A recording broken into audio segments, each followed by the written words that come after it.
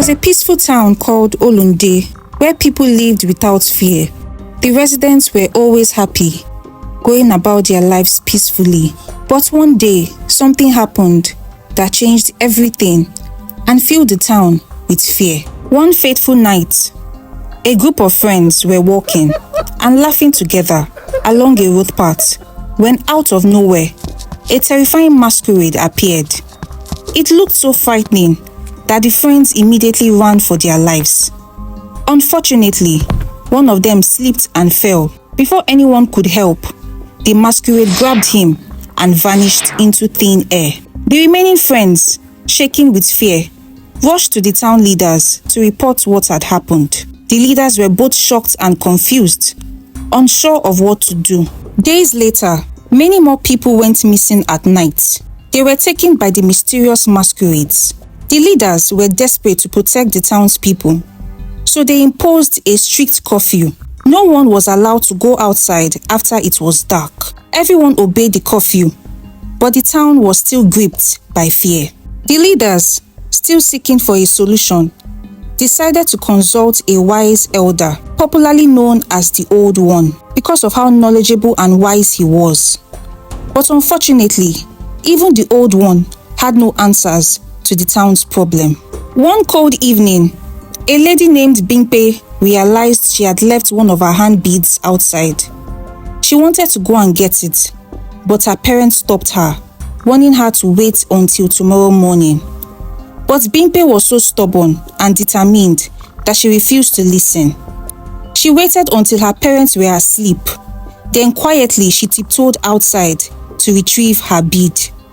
She searched for a while and finally found it. Feeling relieved, she smiled and turned to go back inside. But as she turned, she froze in fear. Standing before her was the terrifying masquerade. Before she could scream for help, the masquerade grabbed her and vanished. When Bimpe regained consciousness, she found herself in a strange, unexplainable place. As she looked around, she saw groups of people. Many were crying, while others looked terrified, their faces filled with despair. Confused and frightened, Bimpe approached one of them. "Why are you crying?" she asked. "Because I am scared of dying," the person replied, his voice trembling. "What do you mean?" Bimpe asked. Her heart was pounding fast. "There are strange-looking creatures here," he explained through his tears. "They come and take people and eat them right in front of us." As he spoke, tears streamed down his face. Bimpe's fear grew with every word he spoke. Her body began to tremble, and sweat filled her face. Regret consumed her as she thought about how she had ignored her parents' warning. If only she had stayed inside, none of this would have happened. Before she knew it, the strange-looking masquerades appeared and grabbed another person. Right before her eyes, they tore the person to pieces. The sight was so horrifying that Bimpe didn't even notice when tears began streaming down her face. She shivered uncontrollably, her body frozen with fear. Meanwhile, at Olunde town, the town leaders were desperately searching for a solution. They visited other towns and sought help until they were directed to an underground cave, where they encountered a bizarre-looking man with 3 eyes. The leaders were horrified when they saw him, but they gathered their courage because they needed answers to save their people. They explained their plight to the strange man, who listened carefully. After a long pause, he spoke. "What you are facing is called the Esusu masquerade. Someone must have brought them to your village. They prey on people at night. They kidnap them and eat them as their meals." The town leaders were shocked and scared as they were told this. "What can we do to stop them?" the town leaders asked. The man with 3 eyes sighed deeply and said, "There is a way out, but it is risky, and I cannot promise that everyone taken by the masquerades will still be alive. Only one person can go to rescue them, and that person must volunteer willingly. You cannot force anyone to go. Once you find a volunteer, they must go alone through a secret passage that I will show you. They will need to carry sand and salt. The sand will weaken the masquerades slightly, and once the people are rescued, the volunteer must pour the salt on the ground before leaving. This will ensure that the Esusu masquerades cannot return to your town. But beware, the man with 3 eyes warned, his voice heavy with caution. This task is far from easy. These masquerades are not human, and their numbers are unknown. The volunteer must be quick, brave, and very careful. The town leaders exchanged nervous glances, knowing how difficult it would be to find someone willing to take on such a dangerous mission. After gathering all the necessary information, the town leaders returned home to share the news with the people. They explained the situation and pleaded for a volunteer to embark on the dangerous mission. To encourage bravery, the town leaders promised a generous amount of money and eternal gratitude from the community. However, even with the reward at stake, no one stepped forward to volunteer. Fear gripped the people, and just as the town leaders were about to lose hope, a young woman named Tulu raised her hand and said, "I will go." The crowd turned and looked at her, surprised. The town leaders hesitated, unsure if she had the strength to face the Esusu masquerades. But they had no choice.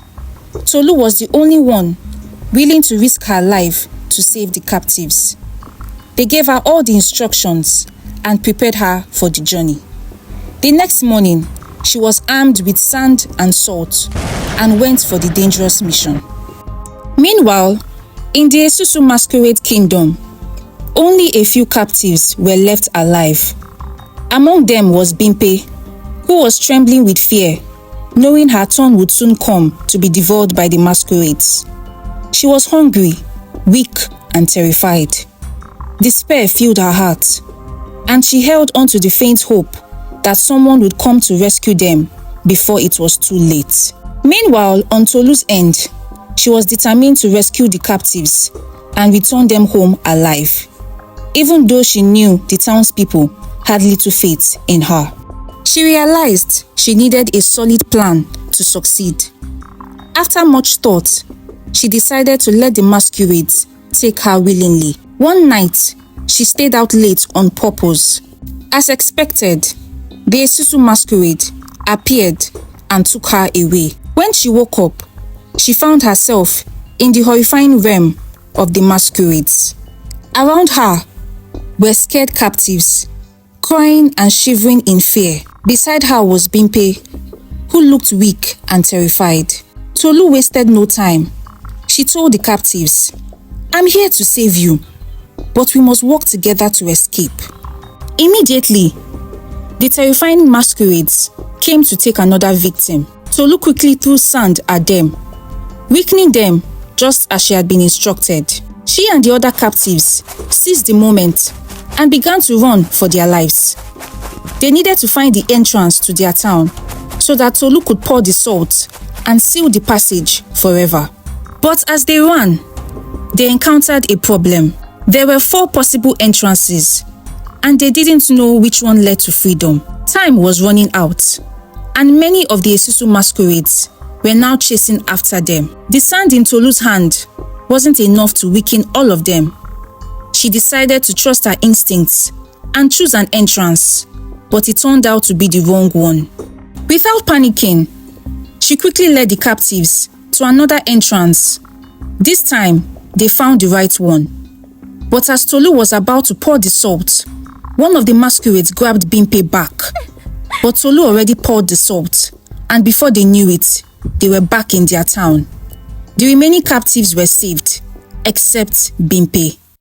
Joy and relief filled the air as the other captives hugged their families and thanked Tolu for her bravery.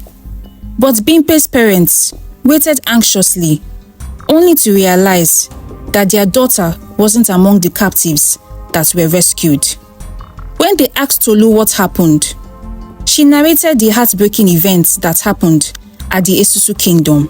Bimpe's parents were overwhelmed with grief and returned home in tears. Meanwhile, the rest of the town celebrated Tulu as a hero. That day marked the end of the reign of terror brought by the Esusu masquerades, who were never seen again. The lesson you must take from this story is that sometimes disobedience can lead to life-threatening consequences. Also, courage and selflessness can conquer even the greatest fear one may have. The end. If you enjoyed this story, please like, share, and subscribe.